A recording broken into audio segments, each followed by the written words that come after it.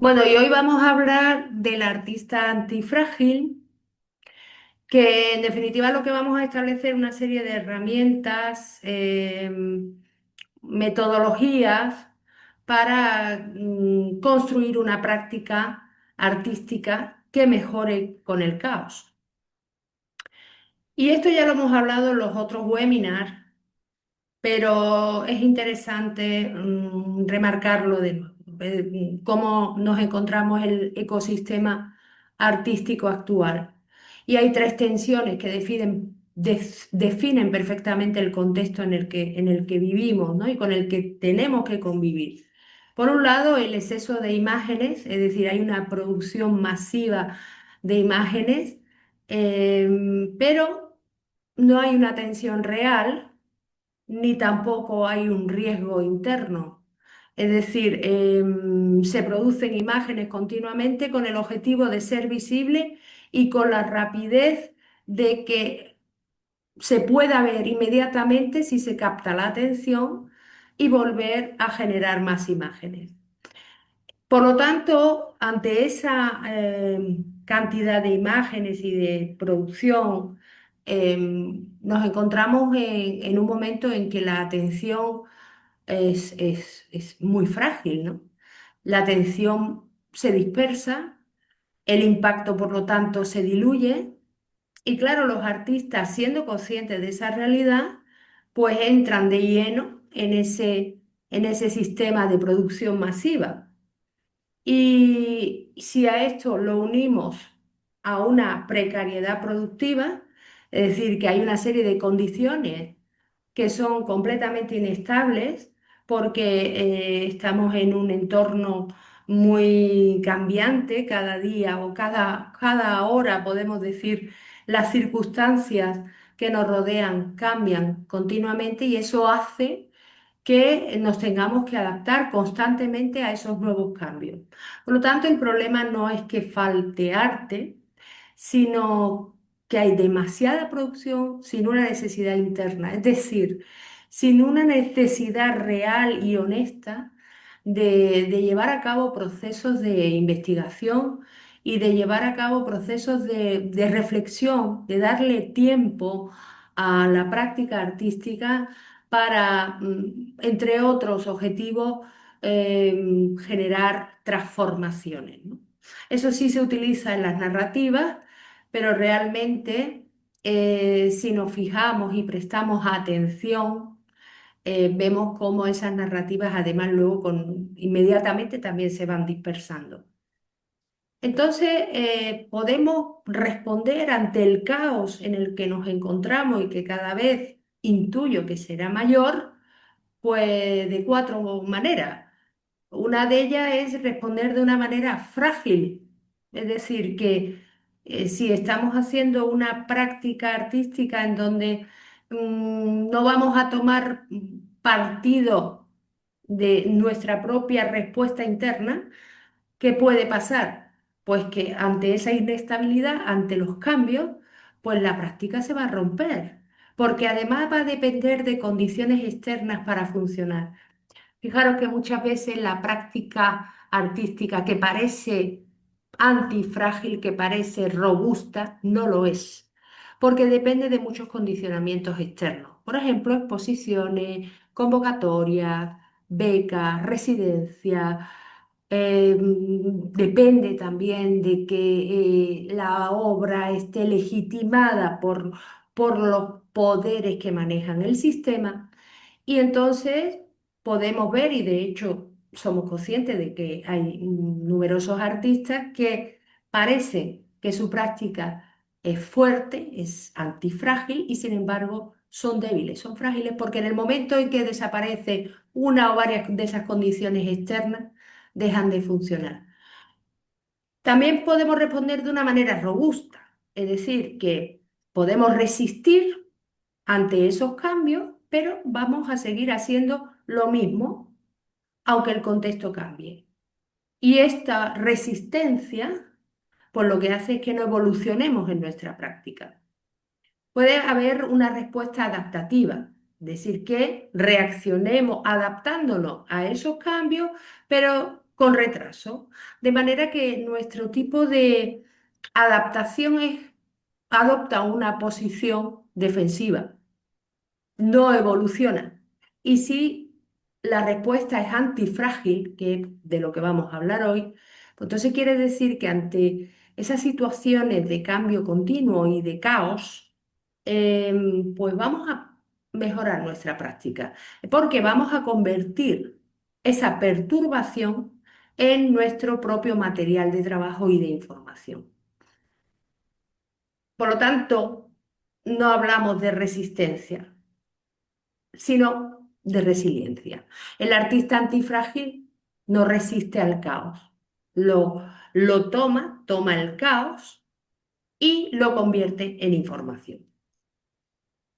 Este es un ejemplo. Voy a poner diferentes ejemplos de artistas para que veamos con más claridad de lo que estamos hablando. En el caso de Thomas Hirschhorn, que es un artista suizo, él ha trabajado siempre, sigue trabajando con materiales frágiles, materiales que están deteriorados, que prácticamente no sirven para nada, que son desechos, porque aquí la fragilidad del propio material no implica una fragilidad conceptual.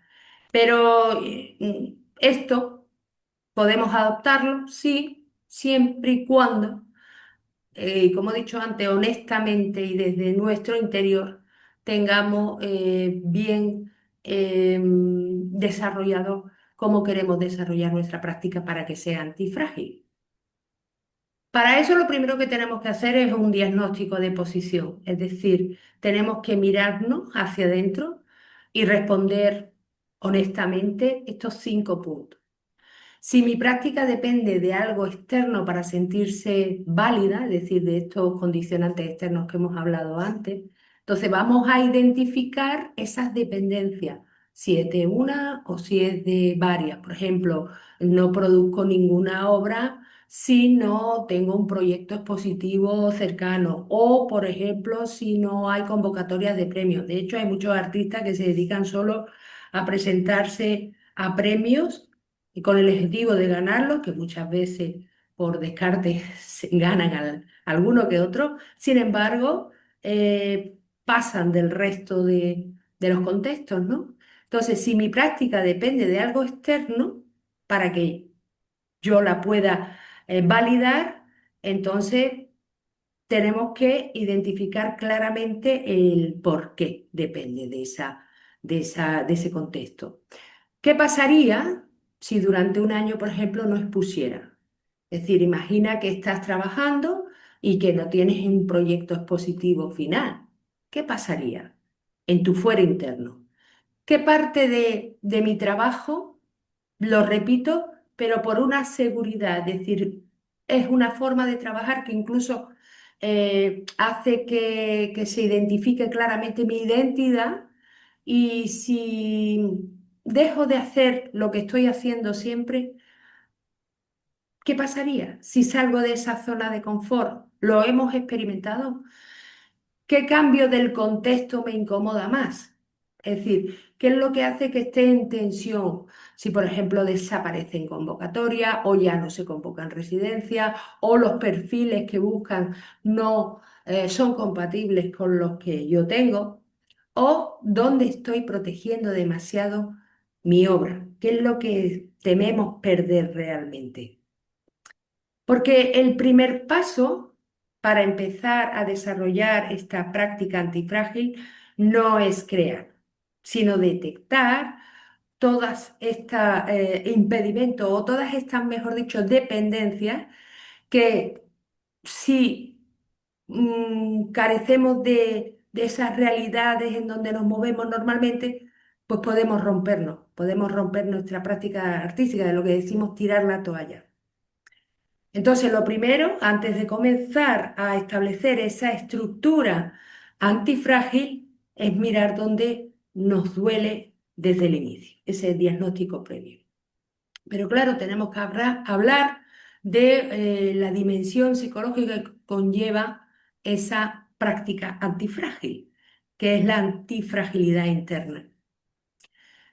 Y hay una herramienta que os recomiendo, que se debería hacer a lo largo de las semanas, o por lo menos durante una semana, sentarse tranquilamente y empezar a relatar nuestro diario de ambigüedad.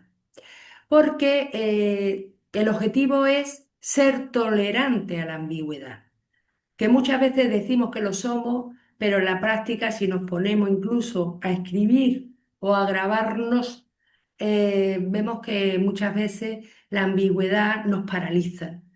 Entonces, ¿por qué no la entendemos completamente? Si podemos controlar esa situación, es decir, que algo que no entendemos completamente podemos seguir desarrollándolo y además convertirlo en la fuerza o en la estructura principal de nuestra práctica, pues ya hemos avanzado bastante. Porque sabemos que muchos artistas abandonan los procesos muy pronto porque todavía no saben qué significa o si va a tener algún significado. Entonces, para que la obra sea o la práctica sea antifrágil, necesita pasar por esas fases oscuras, por esas fases confusas, antes de que adquiera sentido. Por lo tanto, esa herramienta de escribir nuestro diario de ambigüedad es expresar qué no entiendo todavía, qué me incomoda del proceso, decir, eh, qué estoy cerrando demasiado pronto. A veces nos ponemos a trabajar, le damos el título a la práctica antes de empezar a desarrollarla. Y tiene que ser un proceso contrario. El título vendrá después, el sentido lo tendrá después. Y muchas veces cerramos esa práctica porque o bien consideramos que no tiene mucho sentido, o bien, y partiendo de lo que dijimos anteriormente, de estos contextos rápidos, de estas situaciones caóticas, pues tenemos que darle visibilidad inmediata. Lo importante también es preguntarnos, ¿y si dejo esta pregunta abierta más tiempo? ¿Dejo aparcado eh, mi práctica, dejo que repose y tome cuerpo y creo un pozo de reflexión hacia mí mismo?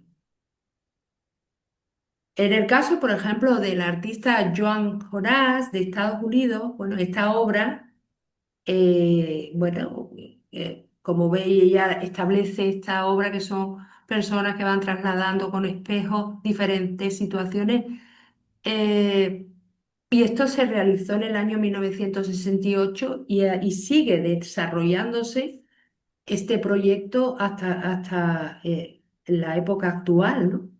Porque ella parte de la idea clara de que algunas obras no necesitan entenderse todavía, ya se entenderán, ya tendrán el sentido final cuando llegue su momento, cuando las circunstancias cambien o incluso que ese caos sea la base de producción de la obra. Porque no todo lo importante aparece claro desde el principio. Algunas obras necesitan primero, como dijimos, atravesar esa confusión, esa oscuridad. Y la ambigüedad no es siempre falta de claridad, es profundidad en proceso. Y eso nos da mucha información de cómo tiene que desarrollarse esa práctica artística para que sea antifrágil. Em, Muchos artistas para tener estabilidad necesitan controlarlo todo, sobre todo necesitan controlar su identidad, tenerla cerrada. Claro, eso te da fortaleza y eso te da un impulso para desarrollar tu práctica artística. Pero también se puede convertir en una cárcel porque nos identificamos tanto con unas acciones que descartamos el resto. Por ejemplo, soy una artista que trabaja con estos materiales o mi narrativa se centra en torno a la memoria, o soy escultor, o soy fotógrafo, o soy performer. Entonces ya me estoy cerrando puertas. Entonces, en vez de decir soy un artista que trabaja con X, ¿por qué no decimos eh, si dejo de hacer esa estética, que además ya está validada, ya está legitimada, voy a seguir siendo artista? Entonces, lo importante es que la práctica respire y que esa identidad que nos da la fuerza puede ser que se rompa ante situaciones caóticas. Y la identidad no tiene que cerrarse, tiene que evolucionar. Y evolucionar muchas veces implica dejar de parecerte a ti misma o a ti mismo. Por lo tanto, hay que aprender a desapegarse del resultado, porque muchas veces se confunde el resultado de la obra con el valor personal y eso genera fragilidad. Cuando nos acecha o se provoca en nosotros, en nuestra obra, por ejemplo, un rechazo, eso no quiere decir que invalidemos la obra, sino que tenemos que diferenciar muy bien el hecho de la emoción y de la lectura frágil, ¿no? Por ejemplo, no me seleccionan una obra en una exposición o para una convocatoria o un proyecto. No me lo han seleccionado, ese sería el hecho. ¿Cuál sería la emoción? La emoción sería, bueno, pues a lo mejor mi obra no vale, no es suficientemente buena, no encaja aquí. Ya lo tenemos diferenciado, el hecho de la emoción. Normalmente diríamos, bueno, es que no vale lo que estoy haciendo o no tiene sentido. Que eso sería la lectura frágil. Entonces, tenemos que diferenciar esos tres aspectos para darle la vuelta, y aunque la emoción en principio me descontrola, me desorienta, sin embargo, tengo que ver que a lo mejor no era la convocatoria adecuada para el proyecto que yo he presentado. A lo mejor no era la exposición, o los criterios de la exposición no eran los que van con mi identidad, esa identidad que además debemos dejarla flexible y abierta. Hay muchos artistas que piensan que deben estar, que exponer continuamente, independientemente de las condiciones de exposición, independientemente de los criterios, independientemente de quién las convoca. Y entonces, ¿qué ocurre? Pues que se creen, ¿m?, que se van marcando una línea de identidad diferenciada, y sin embargo llegará un momento en que esa identidad, como hemos comentado, va a convertir en una cárcel, por lo que en otro tipo de convocatoria o en otro tipo de proyecto no va a encajar, no va a encajar. Es el caso de David Hammons, que este artista estadounidense. Bueno, pues es muy interesante porque él lleva trabajando de manera intermitente durante todo su proyecto de vida. No siempre participa en exposiciones, no siempre está visible, se tira muchas largas temporadas sin aparecer porque no se deja fijar, es decir, no acepta muchas imposiciones del sistema, y entonces aparece cuando él considera que tiene que aparecer. Por ejemplo, esta obra de la derecha, pues es simplemente él se puso a vender bolas de hielo, además en invierno, eh, y eso provocaba un rechazo del sistema. Pero sin embargo, su proyecto de investigación no lo invalidaba y sobrevivía y sigue sobreviviendo precisamente porque no se fija, es decir, no fija su identidad. Depende, no se adapta, sino que sobrevive al caos, sobrevive a las convulsiones, ¿no? Tenemos que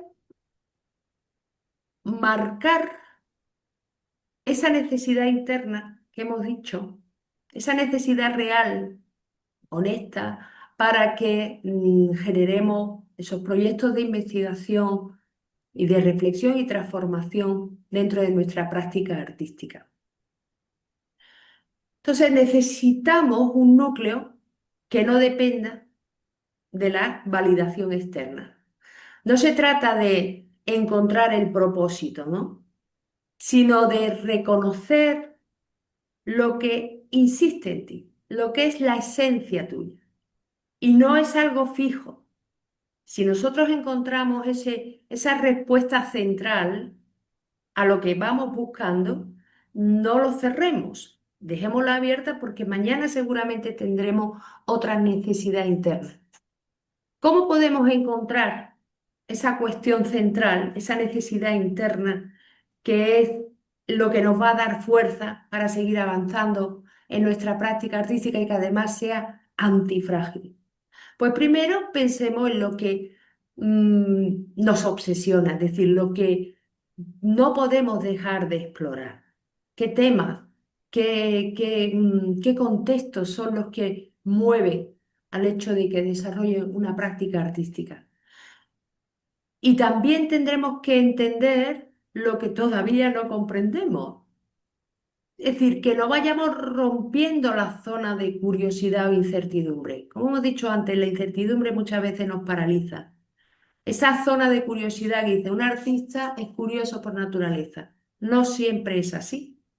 No siempre es así. Incluso diría que esta herramienta nos sirve también para otros aspectos, otras líneas de trabajo, no solamente la artística, pero para la artística es fundamental. Mm, es decir, hay ciertas cosas que me provocan tensión y ¿qué hacemos? Las descartamos. Por lo tanto, ese sentido de la curiosidad que tenemos que tener, lo vamos abandonando. Y luego también tendremos que ver lo que nos descoloca, lo que nos crea conflicto, incomodidad. Por ejemplo, si trabajo con pintura, a lo mejor los procesos de trabajar con otro tipo de materiales me resultan incómodos, no me muevo con ellos bien. Imaginemos, por ejemplo, yo qué sé, plástico, cartones, no me siento bien, me crean tensión, incomodidad. Bueno, pues empieza a trabajarlo, a ver realmente si ese proceso de incomodidad puede darnos información y hacerlo como la materia principal de nuestro proyecto. Yo no estoy invitando con esto a que cambiemos nuestra forma de ser en referente a la práctica artística, pero sí a que juguemos, ¿no? Jugar y manejar el caos a nuestra manera, no que el caos nos maneje a nosotros. También es importante que sepamos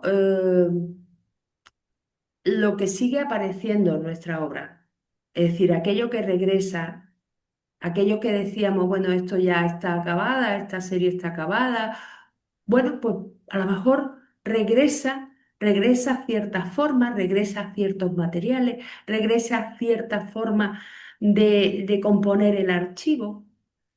Incluso cuando intentas abandonarlo, ¿qué es lo que persiste ahí?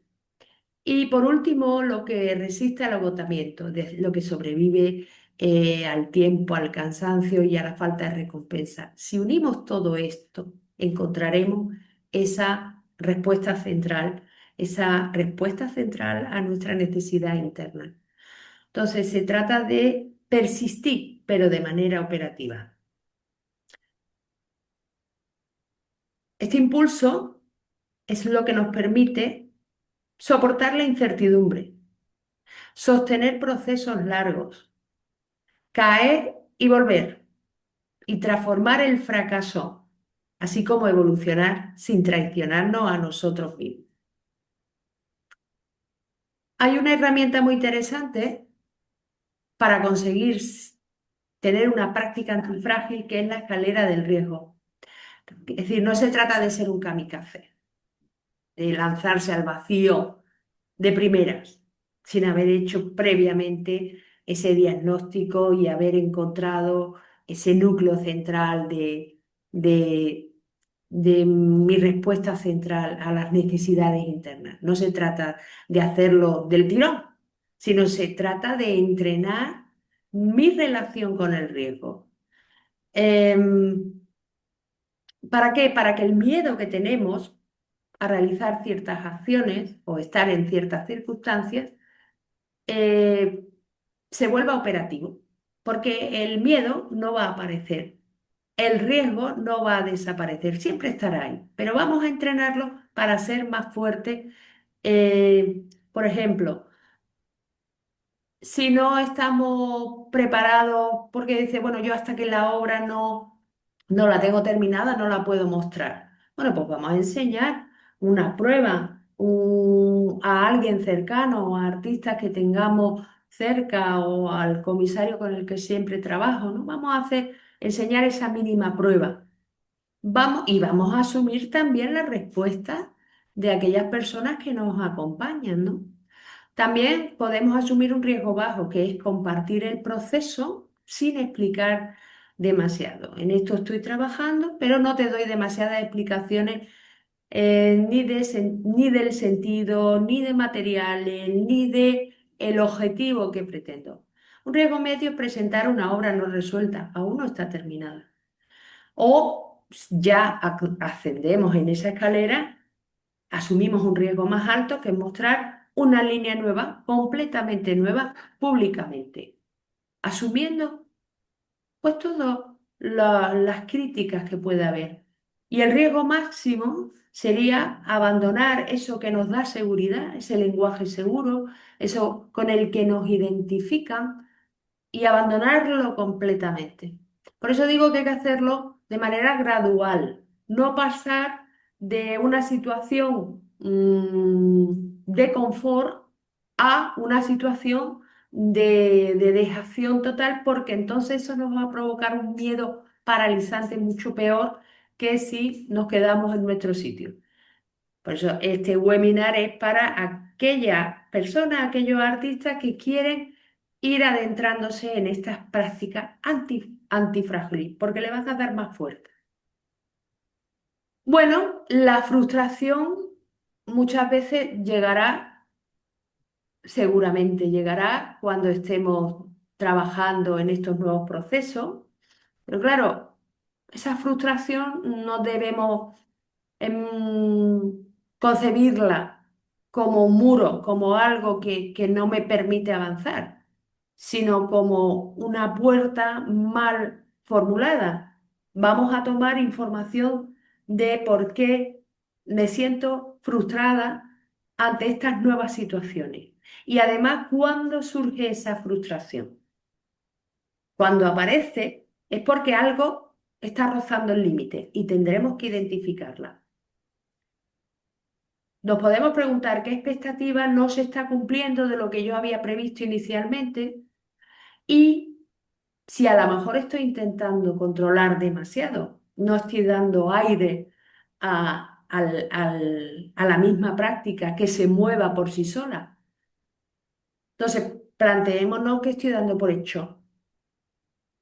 Estoy dando por hecho que a lo mejor en esta exposición mi obra no encaja porque es demasiado pequeña, tenía que haber sido un formato más grande. Bueno, pues vamos a pensar desde otro punto de vista. Igual mi obra exige más proximidad para ser contemplada. O este material que utilizo es un material demasiado pobre, porque muchas veces las circunstancias personales, no muchas veces, en la realidad las circunstancias personales, la propia economía hace que trabajemos con materiales más económicos y no podamos acceder a otros. Bueno, pues eso también puede ser importantísimo dentro del lenguaje que nosotros estamos manejando. ¿Qué pasaría o qué pasa si lo contrario de lo que yo estoy planteando es cierto? ¿Y qué lectura alternativa me está dando este problema con el que me estoy encontrando?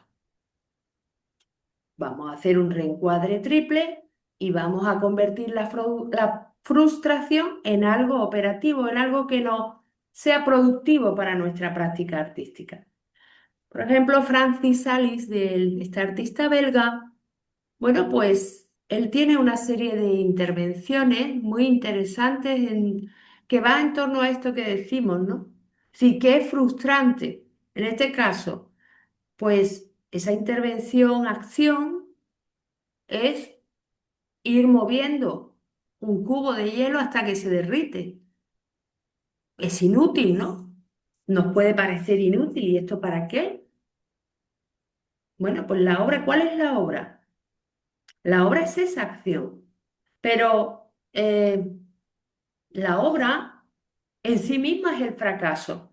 Y eso tiene todo un sentido dentro de sus intervenciones. Si lo conocéis, mirad, porque son muy interesantes y van en esta línea que habla, ¿no? La obra no fracasa aquí, la obra en sí misma es el fracaso. Claro, estamos rodeados de ruido continuamente. Nos llega informaciones de todo tipo, de diferentes medios, por diferentes formas, con diferentes fines. Información que además les prestamos atención muchas veces de una manera exagerada. Y para que esa práctica sea antifrágil, vamos a hacer una dieta, que es la dieta de la atención. Porque claro que influye todo lo que consumimos visualmente, todo lo que consumimos en cuanto a referencia. Eh, es importante elegir lo que tenemos que ignorar, porque esa es la forma en que vamos a dirigir esa práctica artística. Entonces, la dieta de atención consiste en limitar esas referencias visuales externas. Muchas veces desarrollamos una obra o una serie y luego la comparamos con a ver si otros artistas, bien del entorno o fuera del entorno, están desarrollando las mismas líneas que yo. Bueno, pues esto nos limita muchas veces, ¿no? Porque como dice, bueno, esto ya está hecho, ¿para qué voy a seguir con esa línea? Fijaros lo importante que es desarrollar esta dieta de atención. Elegir, por ejemplo, solo tres fuentes de consulta o una. No mirar obras similares que estén en proceso. Reservar una temporada, un bloque o un bloque diario sin redes, sin acceso a información. Y anotar en ese silencio que es tan necesario las ideas que nos van surgiendo. Por lo tanto, elegir lo que ignorar es una forma de inteligencia artística. Y luego sí que es verdad que cuando hemos encontrado esa respuesta central, eh, tenemos que tener ese núcleo bien sólido y que además no va a ser negociable. Por ejemplo, las preguntas que son las que tenemos que hacernos para devolvernos a ese centro, cuando todo se empuja hacia afuera, ¿no? Precisamente por todo ese ruido que nos rodea. ¿Qué seguiría haciendo aunque nadie lo viera? Porque no confundamos con yo hago arte porque lo necesito y no necesito mostrarlo. No, muchas veces se dice eso y no es cierto, no es cierto. Pero lo importante es ver qué es lo que el impulso que te mueve a seguir haciendo la práctica artística que estás haciendo.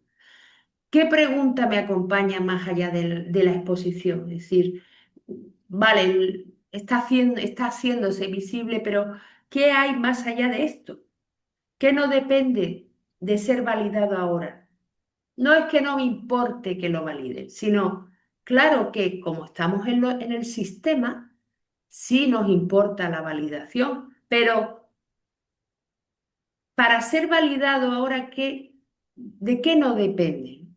¿Y qué hago porque realmente lo necesito? Esa fuerza interna que me mueve.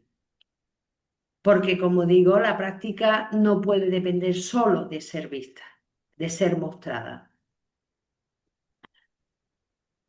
Tendremos que tener una zona privada, una zona muy secreta nuestra, para poder construir sentido a mi práctica artística. Porque ahora todo lo que hacemos inmediatamente lo mostramos, hasta el punto de que nuestra atención llega un momento que también se colapsa por esa información continua de un artista que dice no para de hacer cosas. No es cuestión de hacer cosas, es cuestión de mostrar aquello que nosotros lo legitimamos primero, ¿no? Entonces, no todo lo que se hace necesita ser mostrado inmediatamente. Algunos procesos necesitan sus secretos, sus tiempos, su maduración. Entonces, tendremos que tener una libreta secreta hecha de la forma que sea. Ya digo, no tiene por qué ser, puede ser incluso con grabaciones de nuestros pensamientos, eh, una serie que podemos desarrollar y que no tenemos por qué publicarla, un material que tendremos que observar a ver si puedo empezar a trabajar con él sin tener que comunicarlo, o una línea de trabajo que no tiene nombre, que todavía no está, no se ha concluido y no necesita ese título, ¿eh? que nos exige el sistema. Y el sentido no siempre aparece antes de hacer. No podemos, muchas veces planteamos todo una narrativa antes de hacer nada y a lo mejor la narrativa luego no tiene nada que ver con lo que nosotros estamos desarrollando. Es decir, que se repite sin que yo lo decida. En cierto modo es ponerse, abstraerse de uno mismo para ver mm, todo aquello que no tenemos controlados conscientemente, pero que sin embargo forma parte de nuestro ADN de producción. Sabiendo cuáles son esos elementos, podremos trabajar esa práctica quizás de otra manera y que nos dé más fuerza, ¿no? ¿Qué imágenes van a volver siempre? ¿O qué imágenes vuelven? Por eso lo miramos desde arriba y vemos qué está pasando con nosotros mismos, ¿no? ¿Qué palabras aparecen al mirar todo junto? Por ejemplo, ¿qué palabras son las que más utilizo dentro de lo que es la explicación del proceso? ¿Y qué sentido es el que está emergiendo siempre? Y eso me va a dar muchos datos de cómo tiene que tener sentido mi obra. Igual me estoy confundiendo en el sentido que le doy a la obra porque ya lo he limitado inicialmente. El sentido vendrá después. Tendremos que ir desactivando esas fragilidades que tenemos. Es decir, tenemos que detectar dónde la práctica se puede romper, dónde puede ocurrir el momento en que diga, ya dejo de trabajar o dejo de trabajar en esta línea que me supone frustración, tensión y demasiado riesgo. ¿Dónde se puede romper esa práctica? Pues institucionalmente. Lo hemos comentado, depender de instituciones. Cuando hablo de instituciones no me refiero a entidades públicas, me refiero a otro tipo, a otros centros de impulso o de lanzamiento de artistas, ¿no? No podemos depender de convocatorias continuamente o de mantener un estilo siempre en la misma línea de trabajo estilístico porque es lo que reconocen de mí. O depender solo de una técnica, como hemos dicho, no incorporar nuevos materiales, nuevos contextos, nuevas formas de hacer. O depender de un tipo de público específico. O depender de una sola narrativa cerrada, ¿no? Ahora vemos muchos artistas que son temáticos, o bien se trabaja solo la memoria, o el feminismo, o la ecología, ¿eh? Y eso se convierte en una dependencia total de esa narrativa cerrada, o depender solo y exclusivamente de ventas o resultados comerciales, ¿no? Pero que no es cuestión de juzgarse, sino de diagnosticar. Y si tenemos un diagnóstico claro, podremos empezar a establecer los pasos siguientes para, para llegar a esa curación, vamos a decirlo así. Si dependemos de materiales, ¿qué materiales, espacios o recursos necesito? Por ejemplo, hay artistas que dicen, bueno, yo necesito un estudio muy grande para producir, necesito materiales caros para que la obra que yo quiero desarrollar tenga la presencia y prestancia suficiente, o dependo de una tecnología muy concreta o de una maquinaria específica para desarrollar mi obra. Y sin eso no hago nada, o solamente puedo trabajar en unas condiciones concretas muy limitadas. ¿Qué pasa cuando todo eso se rompe? Se puede paralizar mi práctica. Entonces, vamos a diagnosticar el por qué dependemos, por ejemplo, tenemos esa dependencia tan clara de esos materiales o dependencia simbólica. Es decir, ¿qué validaciones necesito? Pues necesito reconocimiento institucional, una aprobación del circuito artístico, exponer para sentir que mi obra está legitimada o que la obra parezca contemporánea. Dependencias formales. Bueno, hablamos del estilo, ¿no? ¿Qué estilo siento que no puedo abandonar? No puedo abandonar cierta estética reconocible porque ya me reconocen con ella. Repito siempre la misma composición o el mismo lenguaje. Dependo de un acabado perfecto, impoluto, o necesito que todo tenga una coherencia visual inmediata.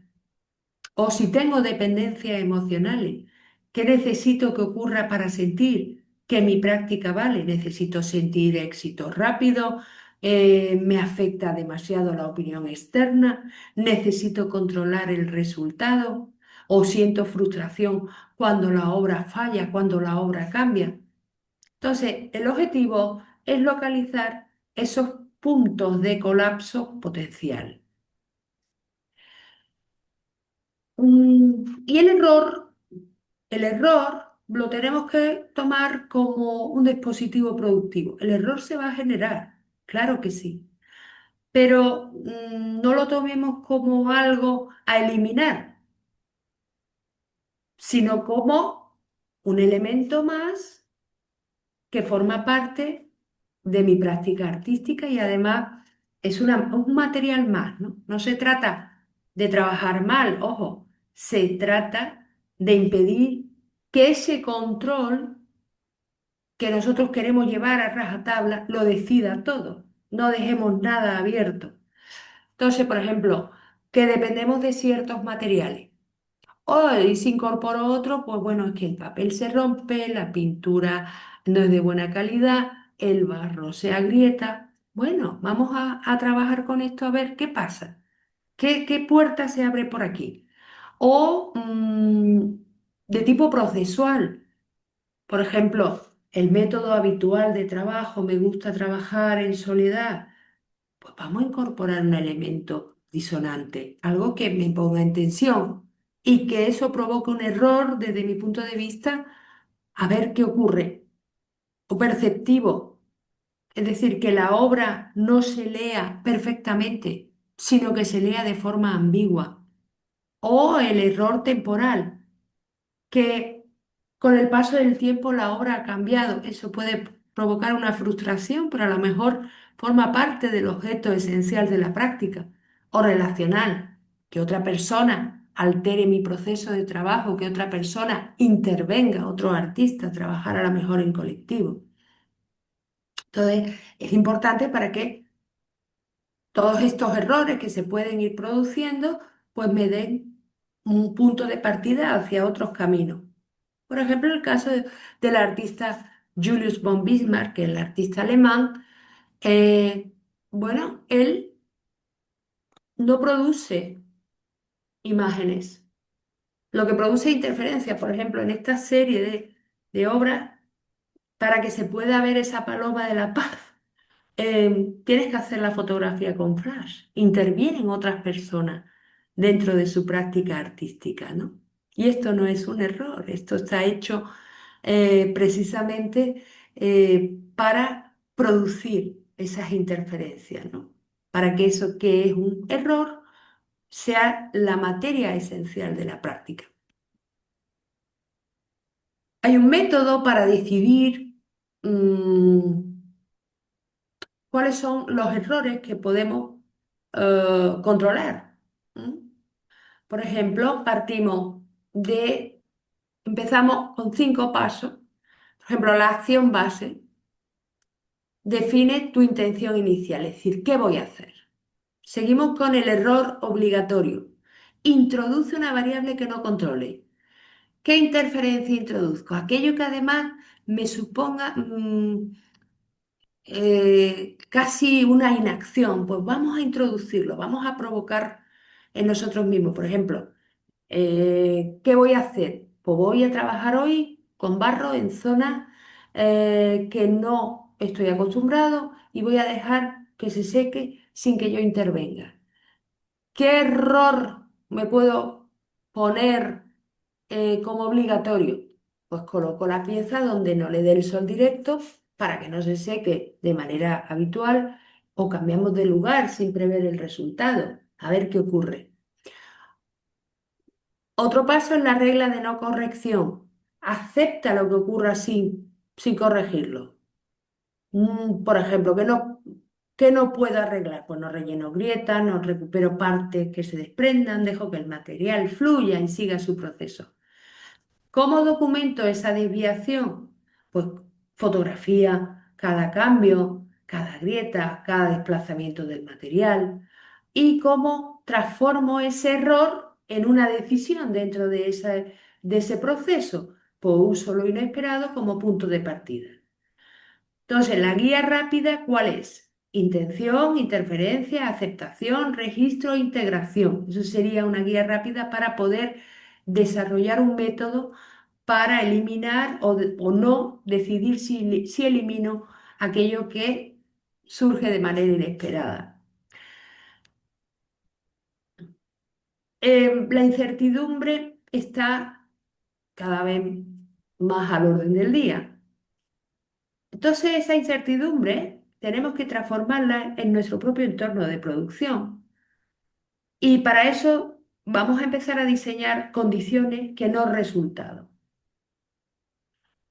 La condición inicial, partimos de un punto abierto, lo que está presente al comenzar. ¿Desde dónde empiezo hoy?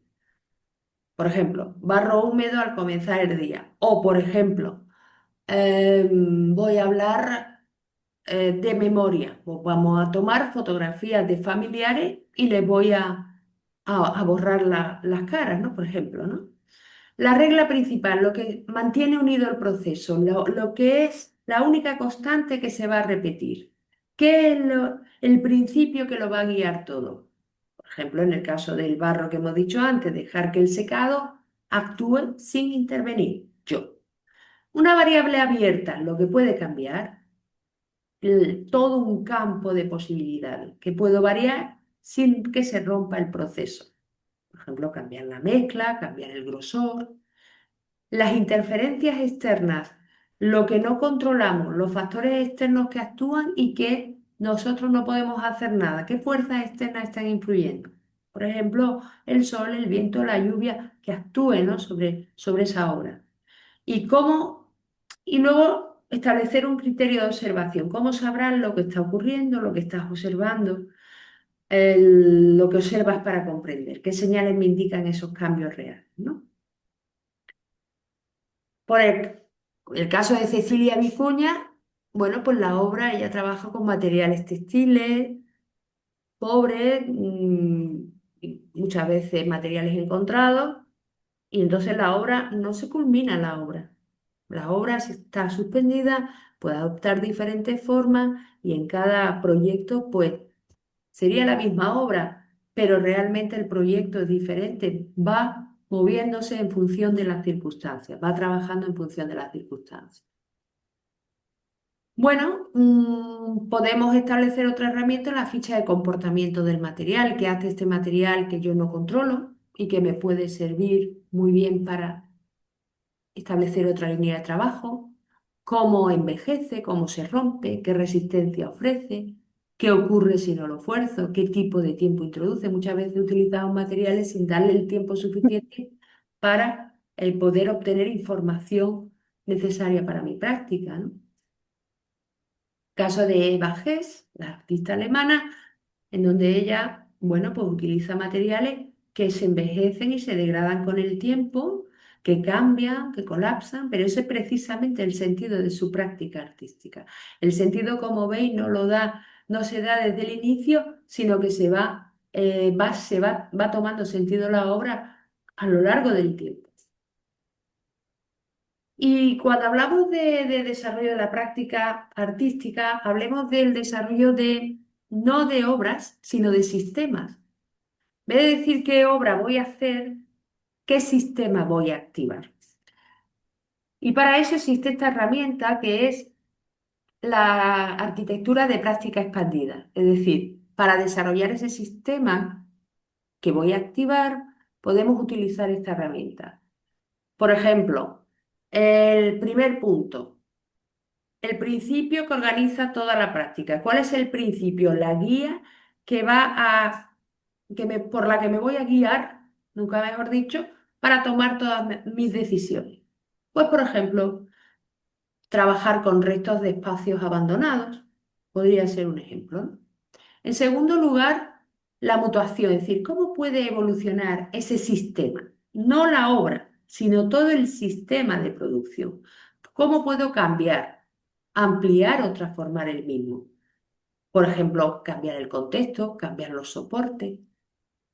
El tercer paso sería considerar las acciones que tienen que ser repetibles, lo que puede volver a ocurrir una y otra vez. ¿Qué acciones puedo repetir, variar o mantener con el tiempo?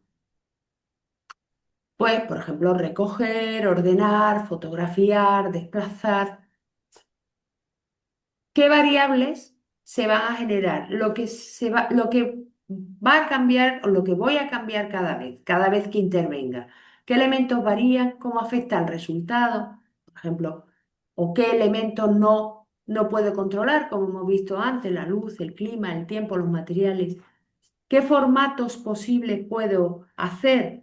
Instalaciones, textos, acciones, archivos, sonidos. Es decir, ¿qué formas puede adoptar mi práctica?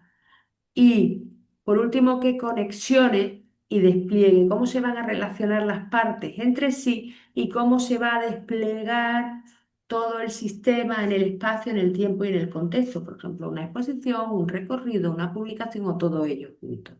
Eso sirve para que establezcamos el sistema que voy a activar, que es esa práctica expandida que se organiza, se transforma y se despliega en múltiples direcciones. Por ejemplo, el caso de la artista Tino Segal, que es un artista indio, pero con residencia en Alemania, en donde la obra no es el objeto, es decir, aquí el sistema es lo que se activa. No es importante los cuerpos que están tumbados, durmiendo, sino cómo esos cuerpos se van transformando, van cambiando, cómo la percepción del público hacia los mismos cambia en diferentes contextos, ¿no? Y así él establece diferentes sistemas a lo largo de toda su trayectoria artística. Tendremos que establecer, por lo tanto, un posicionamiento dentro del sistema en el que vivimos y con el que convivimos, pero que además sea un posicionamiento estratégico, es decir, que no se trata de desaparecer, ni tampoco de depender de lo que el sistema me impone, sino de mantener una relación inteligente con dicho sistema. Porque el sistema, ¿qué me da? Pues el sistema me da visibilidad, me aporta recursos, me va a dar legitimidad y también me va a establecer diferentes contextos. Pero, ¿qué me pide el sistema? El sistema me pide normalmente formatos que sean cerrados, tiempos que son ajenos a los míos, me pide rapidez, me pide inmediatez, me pide además que el lenguaje, mi propio lenguaje, lo adapte al lenguaje que está aceptado a nivel institucional. Y también me pide que mi discurso tenga la flexibilidad que el sistema quiere. Entonces, lo que tenemos que ver con lo que el sistema me da y lo que soy, lo que voy a entregarle al sistema. Es decir, ese núcleo central, esa pregunta central que vimos anteriormente, es lo que yo le voy a entregar al sistema, no lo que el sistema me da cerrado. En cuanto a los tiempos, mi ritmo, voy a establecer mi ritmo profundo, no los tiempos que manejan las instituciones. Y mi autonomía discursiva, no la narrativa que está ahora en tendencia. Y mi propio núcleo de investigación. Mi propio núcleo de investigación, eso es muy importante. Pero para todo eso, para que yo realmente lo pueda ofrecer en todos estos puntos, tengo que haber trabajado muy bien el diagnóstico de mis dependencias. Y sin esos diagnósticos, insisto, ¿podemos empezar algo nuevo? ¿Podemos asumir riesgos? Sí, pero es tirarnos al vacío y muchas veces para nada, ¿no? O el caso del artista Ito, que en otros webinars ya lo hemos hablado de ella, ¿no? La visibilidad, ella lo que hace ver es que la visibilidad precisamente nos genera libertad y todos sus proyectos van en torno a la masificación de imágenes y la crítica a esa masificación de imágenes, porque eso al final es lo que el sistema quiere que sigamos haciendo, ¿no? Evitando, por tanto, nuestra autonomía y nuestra independencia. Bueno, esto es una herramienta que desde MECA hemos desarrollado. Esto simplemente quiero que lo veáis, em, que es un sistema artístico que va relacionado con todo lo que hemos dicho, pero que visualmente se ve claro por dónde tenemos que trabajar. Puede servir un plano perfectamente, sí que es cierto que está basado en el Business Model Canvas, pero nosotros lo hemos adaptado al sistema artístico para que tengamos las suficientes herramientas o todas las herramientas en un solo plano de cómo establecer ese sistema antifrágil. De esto, bueno, os daremos más cuenta porque la intención es publicar una guía ya desarrollada que sea una guía interactiva visualmente fácil, pero que sirva como herramienta de trabajo, ¿no? Pero eso simplemente para que veáis el modelo bueno, pues a lo largo de este año queremos ya lanzar esa publicación. Y para concluir, lancemos el manifiesto antifrágil, que el manifiesto antifrágil no es una guía de autoayuda, ni muchísimo menos, ni es un contrato operativo. No se trata de hacer un manifiesto grandilocuente, son 5 líneas fundamentales. Una de ellas es dejar Hola, de Maricarmen. confundir la coherencia con la Hola, repetición. guapa. Nada, no te preocupes que estaría ahí, ya pues ya está. Sí, Que un un besito, momento, Maricarmen, que es que no nos vemos, no hablamos, pero que Espera. Sí, el, la otra sí, aquí, Irene, por favor. sí, Espera, te voy a silenciarlo. claro. Silenciar. Va. La otra línea es el error, considerarlo como materia de trabajo. Puede ser nuestro propio lenguaje. Y la incertidumbre también como fortaleza, esa zona que nos va a dar fuerza para seguir desarrollando nuestra práctica artística. Y voy a proteger el estar expuesto al ruido continuo, al ruido externo continuo, y dejar abierto el sentido hasta que el trabajo se produzca realmente. No establecer un sentido, no desarrollar un control complejo pero férreo sobre lo que hago. Dejar libertad real. Y tú puedes escribir tu propio manifiesto, tus 5 líneas. Ya digo, no se trata de algo grandilocuente, sino de esa honestidad interna, ponerla en valor. Y los 10 principios del artista antifrágil, y con esto acabamos, es, primero, no temer perder la coherencia, esa línea de trabajo con lo que soy reconocida, con lo que me da legitimidad. No necesitas controlar todo el proceso, eso ya lo hemos indicado en varias ocasiones. Acepta que el sentido aparezca después. No confundas error con fracaso.